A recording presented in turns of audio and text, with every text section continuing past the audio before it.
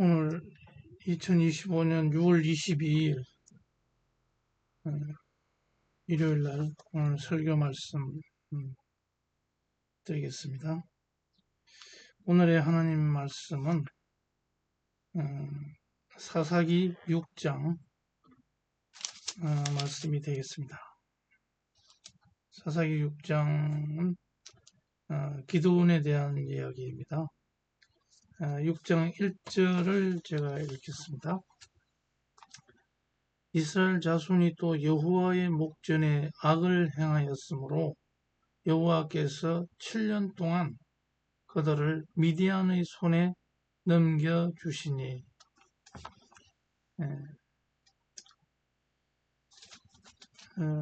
2절 읽겠습니다. 미디안의 손이 이스라엘을 이긴지라. 이스라엘 자손이 미디안으로 말미암아 산에서 웅덩이와 굴과 산성을 자기들을 위하여 만들었으며.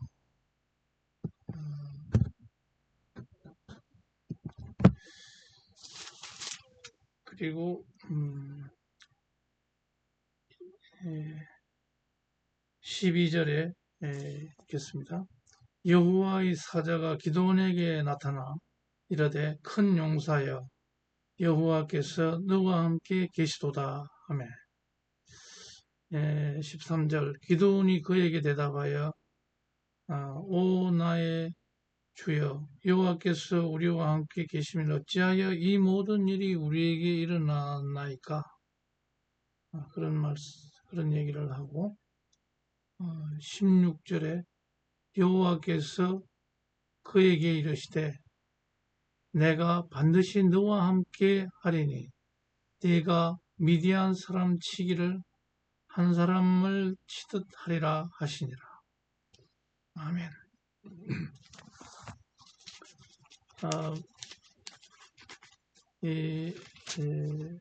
사사기는 이스라엘 백성이 그 여호수아를 통하여 정복전쟁, 가나안 정복전쟁을 완성하고 이제 가나안을 정복을 완수하고 12지파가 토지를 나눠 가진 후에 이제 여호수아의 지도력이 없어지고 이제는 그 이끌 지도자가 없고 왕도 없고 그러한 시기가 되겠습니다. 그러한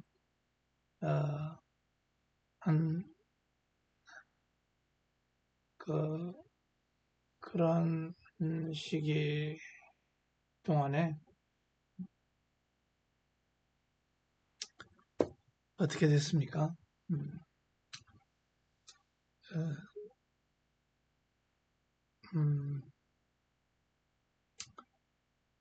왕도 없고 또 하나님의 말도 다 하나님의 그 인도하심도 다 잊어가는 이러한 시기에 각자 자기 옳은 대로 행하였더라 하던 시기였습니다.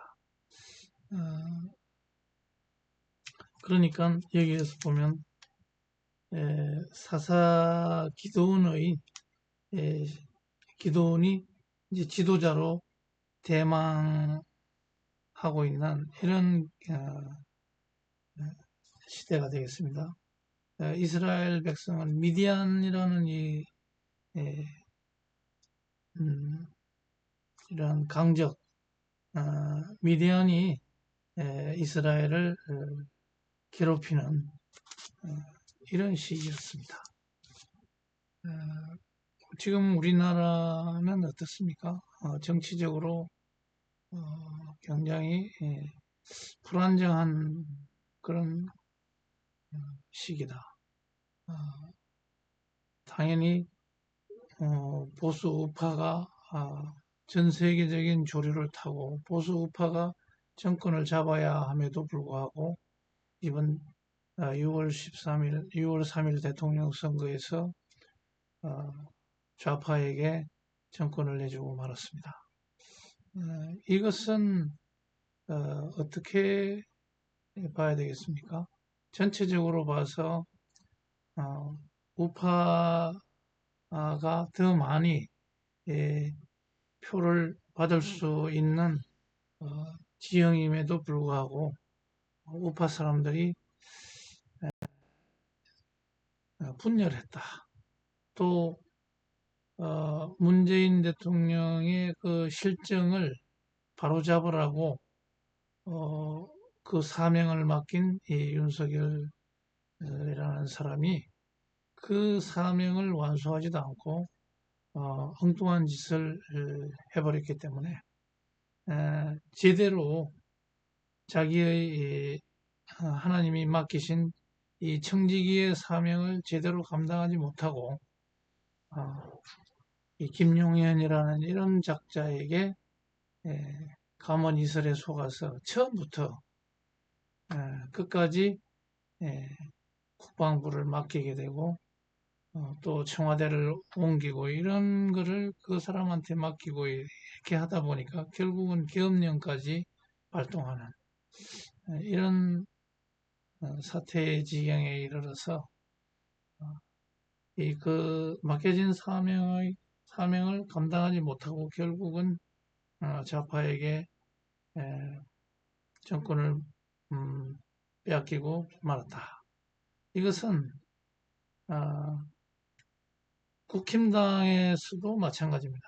국민의힘 당이 정신을 못 차리고 재빨리 이 윤석열이라는 사람하고 단절을 하고 새로이 떠오르는 그러한 지도자, 이를테면 한동훈이나 이런 사람에게 정권을 잡을 수 있도록 그 길을 터주어야 되는데 그것을 막아버리고 모든 하나님의 뜻을 저버리고 이렇게 또 개신교라든지 이 기독교 보수 세력은 어떻게 했습니까?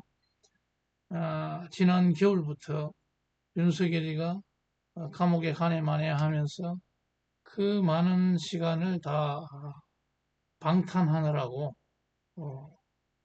그 시간을 다 뺏겼습니다. 그 세이브 코리안이 또 광화문의 정가운 이런 사람들이 다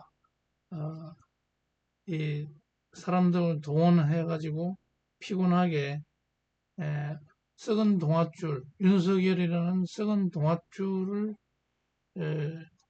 그 의지하게 만든 그 대가가 결국은 실패했다. 좌파에게 정권을 내주는 결과를 가져왔다 하는 것입니다. 뭐 전한길이라든지 김진호, 손현보, 정광훈 이런 사람들이 사태 파악을 제대로 못하고 고집만 부리는 그런 정치 지형을 만들었습니다. 그러다 보니까 국힘당이 거기에 보수 우파, 극렬 보수 우파의 지형으로 넘어가게 되고 또 거기에 극렬 보수 우파를 대변하는 김문수가 결국은 후보로 나서게 되는 이런 비극적인 결과를 맞이했던 것입니다. 무엇이 우파에게 유리한지 그 전략을 정확하게 숙고하지 못하고 그냥 밀어붙이는 그런 쪽으로 가다 보니까 결국은 결과가 이렇게 됐다. 그래서 어떻게 됐습니까? 이런 하나님의 그 뜻을 거슬리는 이런 보수파의 이런 행동이 결국은 이재명 치하에서 5년간 고생하게 될 것입니다. 그것은 분열한 결과이고 자업자득이다. 이렇게 말할 수 있겠고 그렇다면 이 기드온 시대에 사사기 시대에 뭐가 되겠습니까? 7년 동안 미디안의 손에 넘겨진 이 이스라엘 백성들의 그 시대의 시대 상황과 다를 바가 없는 이런 사태이기 때문에 제가 그 말씀을 가지고 와서 오늘 다시 한번 생각해보는 그런 시간을 갖도록 하겠습니다. 지금 국힘당에서는 새로운 지도자를 뽑겠다 하고 8월달에 전당대회를 예고하고 있습니다. 김문수라는 이러한 사람이 다시 또 나와서 당권을 잡겠다 하는데, 김문수로 말하면은 한덕수하고 단일화하겠다고 해놓고 하지 않은 이런 사기꾼이다. 국힘당은 당권 싸움에 몰두하고 있는 그러한 사이비 정당이다, 이렇게 말할 수가 있겠습니다. 이런 상황에서 제가 정치판에 말씀드릴 수 있는 것은, 새로운 판에 새 부대의 새 인물을 찾아보자. 기드온을 찾아보자. 사사기 6장에 나오는 기드온이라는 인물을 지도자로 찾아보자. 지금 오늘 한국에서 국민의힘당에 이러한 지도자가 없느냐.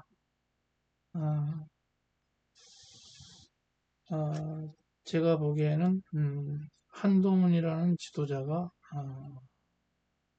당권을 잡고 보수 우파가 밀어준다면 그것이 가능할 것이다, 이렇게 보고 있습니다.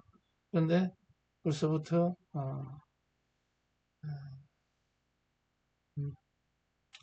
원내대표가 친윤이 형성이 되고, 부대표도 전부 다 친윤으로 이렇게 지명을 하는 것을 보면은 한동훈이라는 사람이 상당히 그 당권을 잡기가 힘든 상황이 아닌가, 그런 생각을 해봅니다. 그리고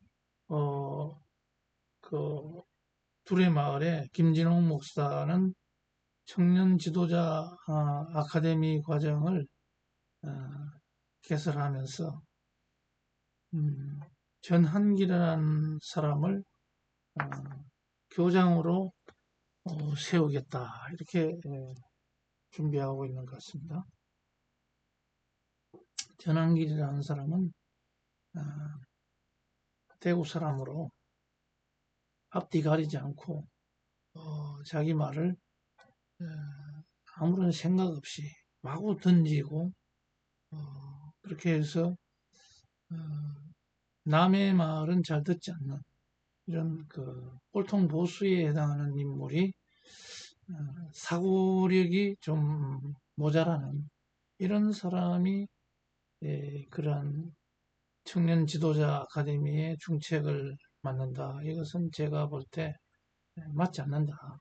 앞으로의 정치 지형을 매우 잘못된 방향으로 가게 할 수 있는 소지가 다분히 크다, 이렇게 판단합니다. 정광훈이라는 사람은 더 말할 것도 없고, 그렇지만은 소년보나 뭐 정광훈 이런 사람들이 다 우파를 상징하고 있기 때문에 그 사람들이 하는 행동에 대해서 다 우파로서 존재 가치를 우리는 인정하지 않을 수 없습니다.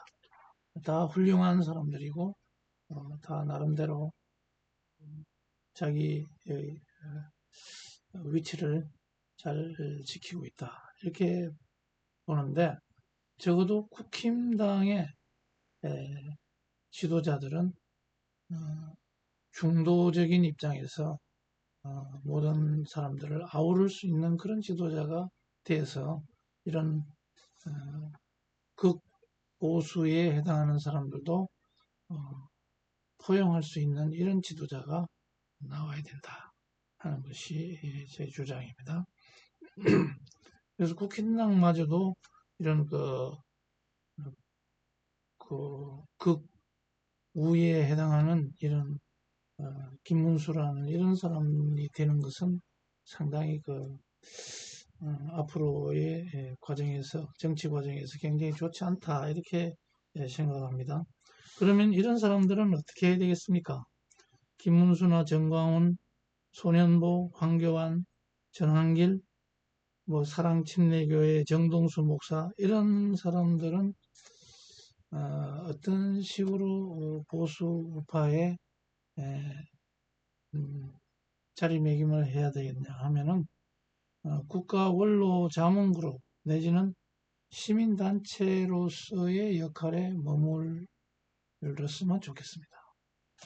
그렇게 해서 정치 일선에서는 좀 물러서주고 그렇게 해야 그 자리를 비켜줘야 신선한 사람들이 나와서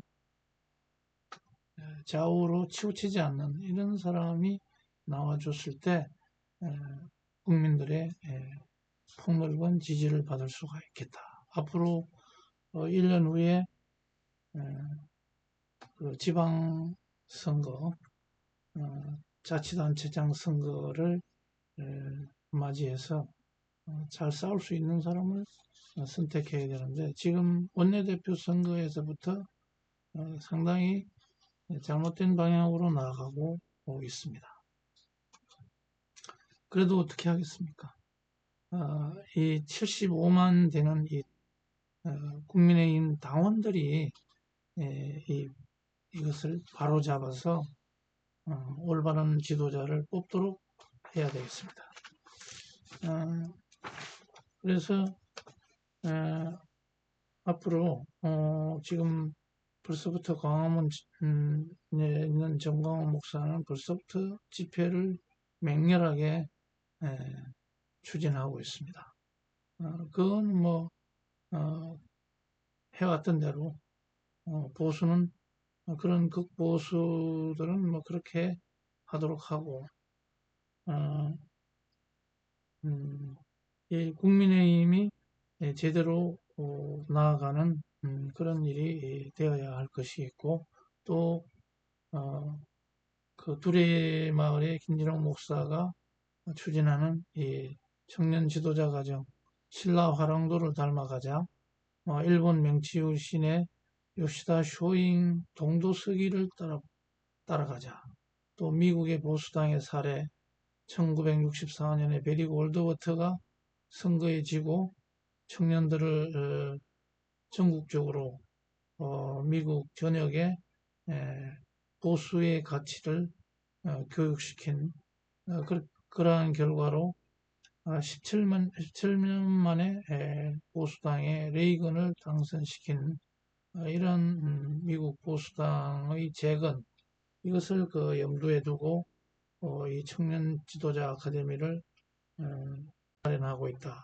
하는데 그 교장으로 전환기를 지명했다는 것은 참으로 안타깝다 그런 생각을 하면서 앞으로 국힘당에서는 김문수라는 사람은 굉장히 신선한 사람 같지만은 사실은 박근혜를 맹종하고 또 대구에서 대구 시민의 국회의원으로서 지명을 받지 못하고 선택을 받지 못했던 사람입니다. 이 사람은 그래서 여러 가지로 검증이 이미 끝난 사람이다. 국민의 지지를 받지 못하는데 그래도 자기가 고집을 피워서 이번에 후보로 올랐는데 이 사람은 한덕수하고 단일화하겠다고 이 사기를 쳐서 당원에 국힘 당원에 그 표를 훔친 이런 사람이다. 그래서 좀 지도자로 감으로 맞지 않다, 이런 생각을 하게 되는 것입니다. 그리고 이것은 전략 전술이 굉장히 중요합니다. 이 좌파에서는 좌파 전체가 그 똘똘 뭉쳐서 막판에 가서 전략 전술을 잘 발휘하는 이런 특징이 있는데, 보수는 서로 잘났다고 자기가 해야 된다 이런 생각으로 일관하기 때문에 결국은 막판에 가서 분열되고 이 단일화도 되지 않고, 이렇게 해서 완전히 패배해도 보통 패배하는 게 아닌 이런 일을 가져오게 되는데, 그래서 다시 한번 말씀드리자면 전략 전술이 중요하다. 벌써부터 정광훈이라는 사람은 광화문에서 집회를 맹렬하게 하지만은 우파들은 결국은 요란하게 떠들다가 막판에서 분열해가지고 패배하는 것이 계속해서 있어 왔습니다. 그래서 그 이명박 박근혜와 같은 이런 혜성 같은 인물이, 그 사람들은 지금 와서는 이제 완전히 구시대의 인물이 됐지만은 그런 인물이 다시 나와야 된다. 그것이 지금 봐서는 한동훈이 아닐까, 이런 생각을 해봅니다.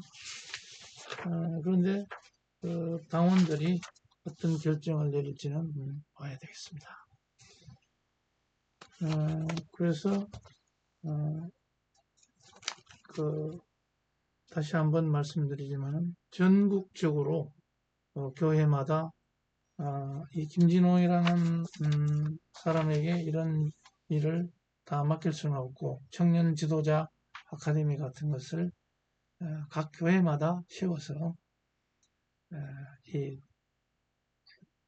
그 공화당, 미국의 공화당이 해왔던 이런 청년 정치 지도자를 양성하는 이런 일을 감당해 주기를 바라는 것입니다. 중도적인 인물을 키워나가야 됩니다. 저렇게 극보수, 그 우의 세력을 키워서 그 하나님이 원하는 게 아니라는 것이 벌써 선거에서 드러나 버렸습니다. 그리고 그 여의도 순복음교회 이영훈 목사님 같은 분은 한동훈을 적극 지지하고 상당히 올바른 길로 이 교계에서는 보기 드물게 그렇게 처신하고 계시는 것을 볼 수가 있습니다.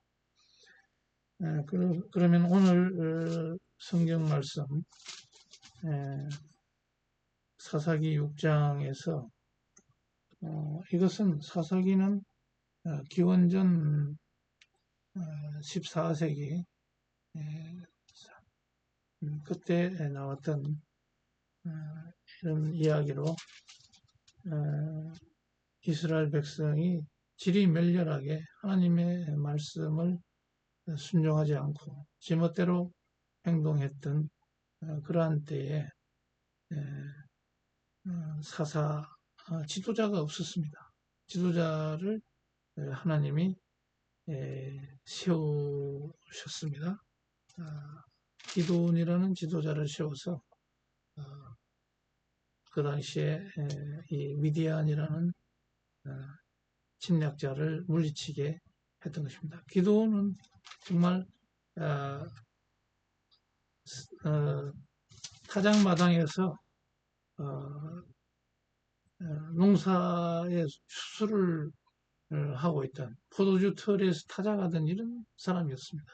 정치에는 문외한이고 싸움에도 문외한이었습니다. 그렇지만 하나님이 선택을 해서 이 사람이 이스라엘 백성을 지도하도록 했습니다. 또 그 뒤에 가면은 또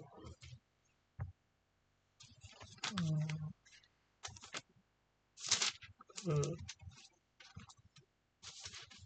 이제 13장에 가보면은 사사기 13장에 가보면은 또 이스라엘 자손이 여호와의 목전에 악을 행했으므로 40년 동안이나 블레셋 사람들에게 이스라엘 백성을 넘겨주었습니다.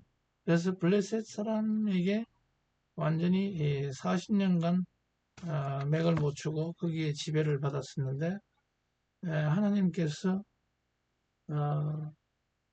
마누아라는 여인에게 찾아와서 어떻습니까? 임신을 못하고 있는 이 사람에게, 이 여인에게 단지파에 속하는 이 마누아라는 사람, 마누아라는 사람이 있는데 그의 아내가 임신을 못함으로 그 하나님의 사자가 그 여인에게 나타나서 곧 사내 아이가 출생할 것인데 그의 이름이 삼손이 될 것이고 이스라엘을 구원할 것이다. 이렇게 해서 그때도 또 삼손이라는 사사가 나타나서 블레셋을 물리치는 이런 장면들이 나오고 있습니다. 그래서 오늘은 이 기드온이라는 300용사, 기드온이 수많은 용사가 필요 없다. 300명만 추려서 결국은 물리치는 이런 하나님의 위대한 승리의 역사, 그것이